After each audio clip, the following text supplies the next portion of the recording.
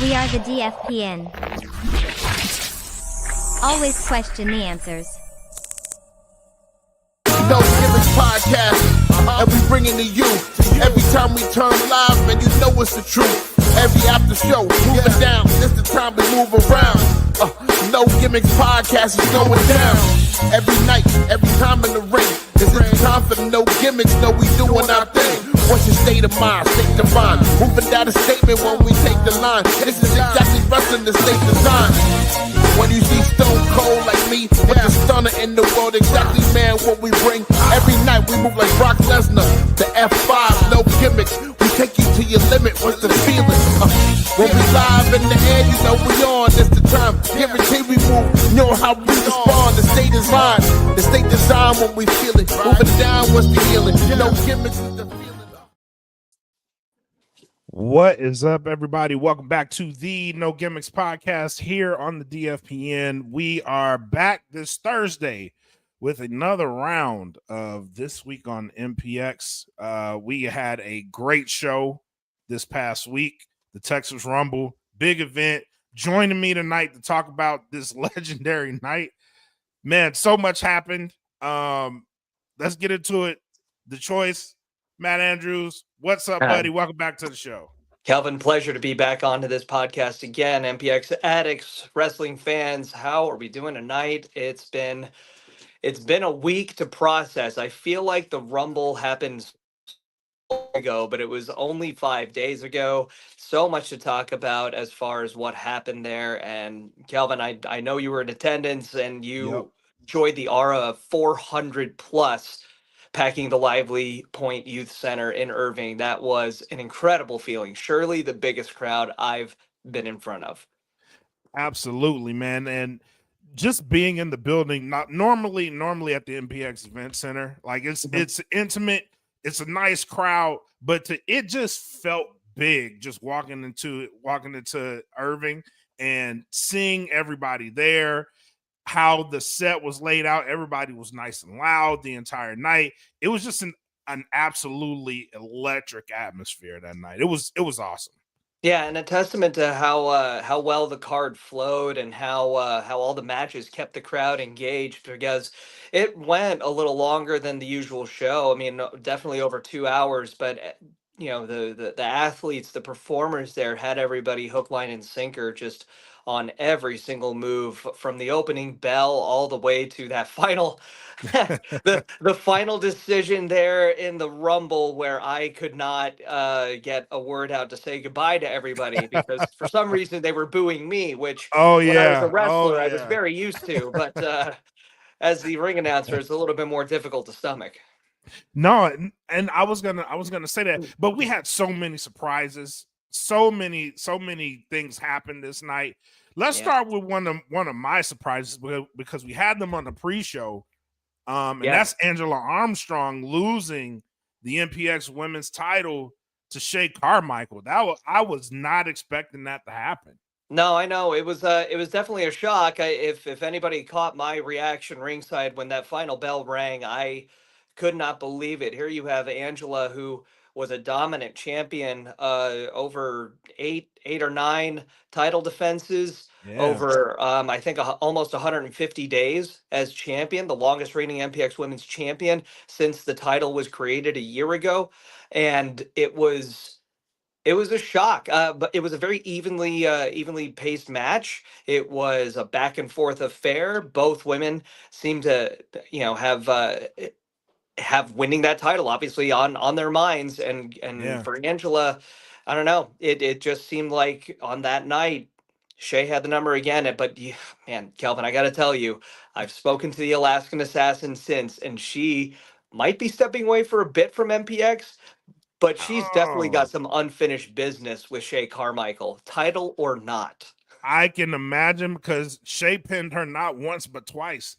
So I gotta imagine there's a reason to come back and want to get that back, because the first one you can say that, okay, maybe I had an off night, but after this second one, and especially taking this title away, she's gotta feel like I need to prove that I can beat Shay. But super heartbreaking that she's going to be stepping away for a while. I get it. I do know Shay has a we'll be talking some Fallout, but Yeah, sure. Shay does have a match this coming Saturday at Fallout, and it's not against Angela Armstrong, but you kind of answered the question I was going to have. Yeah, definitely. I think Angela just needs to go and reflect a little bit on what this loss means and how this is going to redefine what she is and what she becomes as the Alaskan Assassin going forward. I know she's got some places all around Texas. She's got some other dates that are lined up, but I think the fact that she held the MPX championship for as long as she did meant a lot to her. And like I said, though, title or not, I think she's got to prove that she can, in fact, beat Shay Carmichael. Yeah, I would imagine like that needs to happen as soon as possible. But congratulations to Shay. She put on one heck of an effort Saturday night. Yeah, she absolutely did. I think one of the things to keep an eye out for Shay going forward is she was the underdog in all of the both of the matches going in against Angela Armstrong. I feel like let's see, one of the other times we saw her was against Kaimi. She was also the underdog in that match. She was the underdog in the original MPX Women's Championship tournament. She was the underdog over the summer when MPX was running their Thursday shows. So now that she's actually on top of the women's division in MPX, is that mentality of being the underdog going to get to her? Now is she going to be more focused on trying to prove everybody that she's not the underdog? Right. Well, she kind of has a case now that she quietly made her way to the top, right? Because you get labeled as the underdog so much. It kind of was a surprise because Angela's been so dominant that it seemed like another night in the office, but walking out of it, it's an absolute shock. But now that you laid that case out, it's very much okay. Yeah, she did. She worked her way up to it and she earned it. Absolutely. So right. Very, very curious. And she has a tough first test coming up this Saturday too. Sure, somebody who's challenged for the MPX Women's Championship before in Nova Phoenix. Nova's actually challenged twice for it. Once in a one-on-one against Angela Armstrong, and once in a triple threat match, which also involved Shay Carmichael. So, kind of makes sense that Nova ends up being the first opponent, as she was the other person in that triple threat. She was the one that got pinned in that match, which ended up prompting Shay to ask for that championship match at the Texas Rumble. In that triple threat, Shay hit her neck breaker on Phoenix, and Angela was able to take advantage and get the pin to retain the championship there. So it only makes sense that one-on-one, this would be a very intriguing match to watch for the women's championship. Absolutely. And let's talk about the biggest surprise of the night. I don't know, man. I feel like there were so many. There were so many surprises. There were so many. I mean, but I'm like pretty sure I know which one you're talking about. Yeah. We'll work towards it. But yeah, the Rumble itself, you had former MPX champions come back. You had legends of the wrestling industry. You had some people that you didn't expect to be in this match. What was that like? And even you even had a little involvement there for a second. How did that feel watching all of this play out? Because you had a front row seat, literally.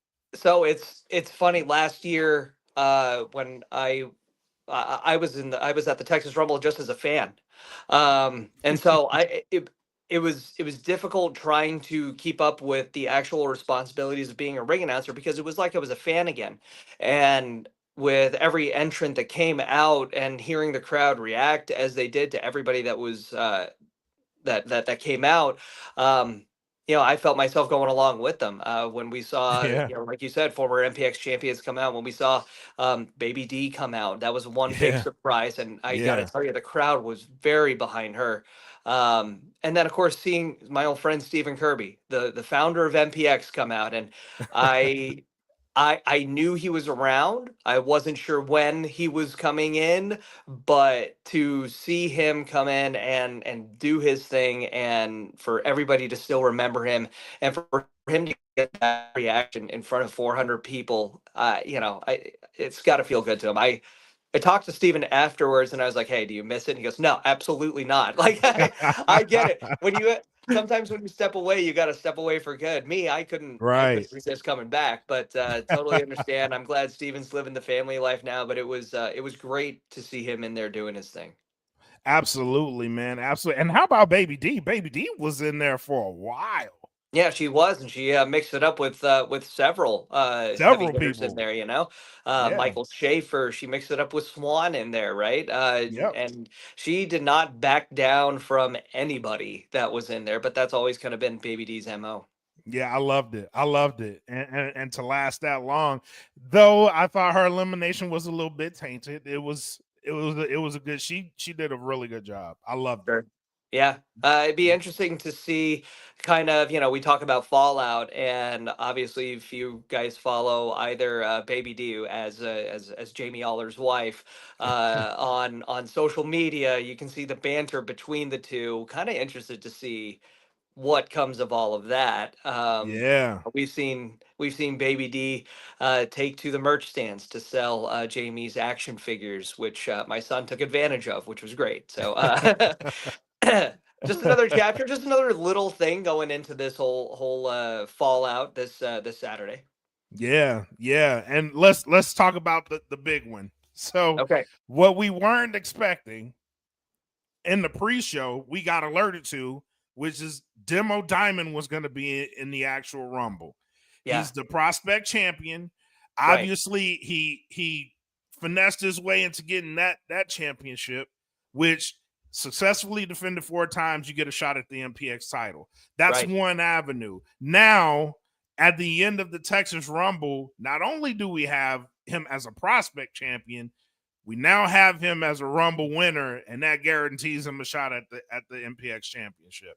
How Absolutely. and why? How and why? Gosh, who knows? Well, I mean, I can tell you the how. I mean, look who he rolls with. He rolls with Jamie Aller, and Jamie Aller is very close and very good friends with Richard Hill, who runs wrestling, as we Yeah, know. And so Demo getting in the match probably wasn't as difficult as we might be making it out to be. Although I think it's interesting that it was allowed. You've got the right. prospect championship, which is almost a guaranteed shot. Of course, that is four defenses that you've got to make, but to be able to grant one person that much power. I mean, 2024 was very much Demo's year, Yeah, and usually when the calendar turns, you're thinking, okay, who's going to be the next big one to step out? But now it looks like kind of the era of Demo Diamond is going to keep going on. yeah, I have said it before. I don't necessarily like the tactics. I don't like the fact that he needs about 18 different people to get his way and to win his yep, matches. But yep. there's nobody that takes pride in being champion more than Demo Diamond has. And for him to do anything possible to get back into the championship picture, that speaks volumes to how much it means to him. Absolutely, absolutely. And I got to give it to him. He's 3 steps ahead of everyone right now Yeah, absolutely. because Which is what he we said. didn't yeah, we didn't find out he was going to be in the Rumble until like 20 Literally minutes hours before the before. show. Yeah. Yeah, So absolutely. so So it's crazy, right? I mean, he's got so many influential people in wrestling in his pocket, essentially, um, or maybe they've got him in their pocket. Who knows? But he's got such a great in to being in the main event title scene for so long. yep. Absolutely, man. Absolutely. So let's look forward. Let's look forward to Saturday. We already said Shay and Nova Phoenix, they're going to be facing off. We got some great matches this weekend. Yeah. First and foremost, Demo's going to be there to gloat. We know Yeah, that. absolutely. And the fact that he's got his face on 2 promotional flyers for this thing. Not only is he going to talk about winning the Rumble and still being the prospect championship, but he does have his first defense this weekend. Yeah. Yeah. And that's Also in action that night. Which I'm actually curious if he'll even say anything. The MPX Mhm. champion is going to be in action against someone that we saw in the Rumble make their return, and that's JoJo. Yeah. And it's a non-title singles match, but It's still going to be there's in. some history there. Yeah. There So absolutely is some history. I'm very much looking forward to this. This is the first time we've seen JoJo since Monty Cashall unfortunately left us, and kind of left JoJo with all of Cashall Enterprises, and we don't know what JoJo's been doing in that time frame. And so to see him come back at the Rumble, he looked great. He was a House of Fire, and yeah. he got all his stuff in. Um, and to know that this is also going to be the first encounter between Kari and JoJo since their dumpster match back at the Purge. I think that's another fantastic point to bring up here Yep. too. It's Yep. curious to me that it's non-title. I kind of wonder what is the cause behind that. I don't know if that's Jamie pulling some strings there to make sure that Demo takes the title from Kari and Kari alone. Um, Oh, yeah, I'm wondering if that's the interesting. thing. Yeah, because That is obviously, interesting. obviously, Demo didn't like losing the title to Kari, and so Demo strikes me as the kind of guy that, if I'm going to take that title back, I'm going to take it back from Kari, and that's it. That is a, you know what? That is a, and let's talk about that because that has a high potential of happening because Hmm. Demo actually does have a match that night and it's against Matthew Palmer. And Right. there's a very good chance that we can see a new prospect champion and Demo But try to this, make his case to be well, an MPX champion. Well, right. I was gonna say, like, here's the great thing, a great or weird thing about Demo having won the Rumble. Uh, as the prospect champion, I mean, he goes into this match as a first defense against Palmer, and sure, is he going to try to win it? Yeah, absolutely. Demo's a very proud man. But here's the thing: if he doesn't, if he ends up losing the prospect championship, big deal. He still has a guaranteed Right. MPX championship match. So it's Right. not like Right. he's under a whole lot of pressure to retain this championship, but wouldn't hurt. Right. Right. Exactly. So and then clearing that as a first defense is that's got to be a big confidence booster. Yeah, definitely. I mean, and Palmer is one half of the MPX Tag Team Champions. We can't forget Right, that, right? right, So, I mean, and right. obviously a former MPX champion. I mean, Palmer's done it all within the realm of MPX and across indie wrestling, honestly. So, it's going to be a great match. Very hard hitting, I know, because I've been Yep. in the ring with Matthew Palmer, and the man does not pull back in the slightest. He's intense, he's aggressive, he's showy, but he also knows when to turn it on. Right, exactly. And then we have set 6 going up against excessive violence. That's a good tag team match. Yeah, it's going to be interesting, right? This is going to be Langley's second partnership here with Sky de la Cremosa. Yep. They beat the New Gods a couple of weeks ago, and Set Six seems to be in a little bit of disarray here, right? They just kicked Brixton out from the group. It doesn't look Yep. like Andre Law is affiliated, so his Set Six right now is just Man Man and TJ Slater, and I kind of get the feeling that Man Man isn't wanting to lose the company of TJ Slater. TJ is super set. He's the complete package. The man's a Hulk. Right. And if you're Man Man, you don't like losing the muscle in your team because after that, where does that leave you? I mean, Set Six By isn't exactly yourself. in yeah, Set Six isn't exactly in great graces with Richard Hill or Jamie Aller because that's why Demo's in the position he's in now. Right. So kind of interesting. I'd be very curious to see if Jamie ends up accompanying Set Six to the ring for this match. Very interesting. That is a very interesting thought because after the Rumble, it seems like they're positioning themselves, but this is a big match for them. Hmm. It Yeah, it is a very big match for them to see it is. where this goes. Right. They kind of need to reestablish an identity here, right? If it's Right. just those two, they need to figure out where it is that they go from here. Are they going to continue to be Demo Diamond's lackeys? Are they going to continue to answer to Jamie Aller? Or do this it time for them to step up and get themselves into the tag team championship picture? Yeah, absolutely. And then we have another singles match, Adam Green versus Tommy Prince. Yeah, that one's going to be great. Very much looking Yeah, forward to the high flying, hard hitting action for that one. Prince and Green haven't cross paths that often, but Prince has a chip on his shoulder, having lost the MPX Tag Team Championships just a couple of weeks ago. Yep. And then, even though he was the last Tommy remaining in the Texas Rumble, something again that he's very proud of, being the Yep. superior Tommy, he did lose that Rumble. So I'm sure he's got a lot to prove in this one. And Adam Green always going to come out and put on a show. That's just kind of what Absolutely. the Cowabunga Kid does. Absolutely. I like this matchup because I like both of these guys. I don't necessarily agree with Tommy's tactics right now, Mhm. but I like his attitude and to where he does have that chip on his shoulder. He feels like he does have something to prove. So he's always somebody I have my eye on, and I can't wait to watch this match. Yeah, absolutely. It's going to be great. It wouldn't surprise me if that's one of the first ones out just to get the crowd going. But who knows how the card stacks out. Yeah, absolutely. It'd be a great show starter. Hmm. Absolutely. And then we got the Scorn versus the Sons of Mayhem. Speaking of the Scorn, Yeah. um, yeah, another great tag team match. Well, sure.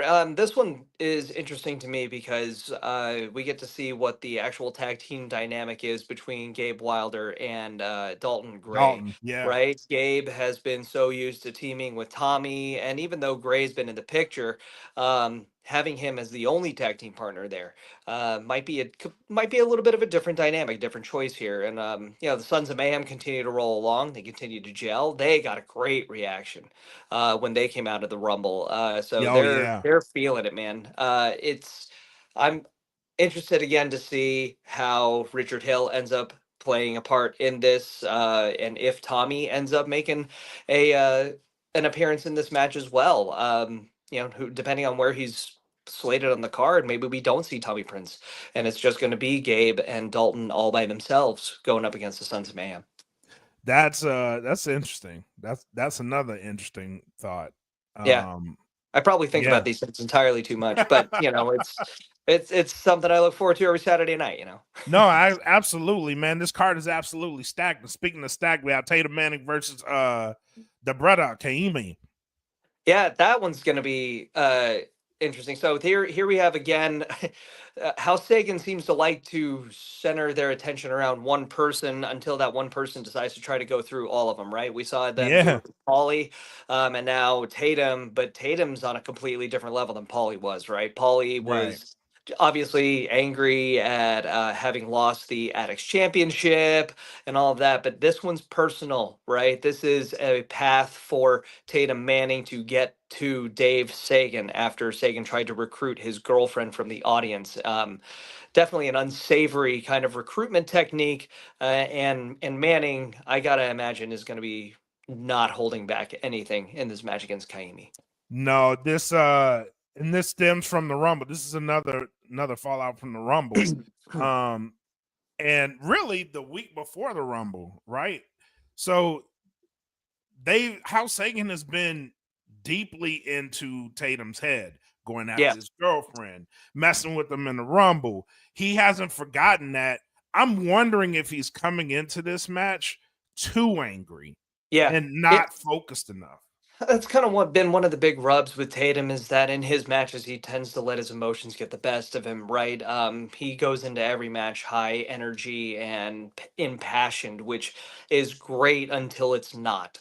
I do want to call back the moment in the Rumble, though. I think that was master strategy by Dave Sagan, putting Yes. out an entire video proclaiming himself to be two-time Rumble winner, making Yep. everybody believe that he was going to be there, and then not even bothering to show up for it. Yep. And that causing Genius. Tatum to be eliminated. What a mind game from Dave Sagan.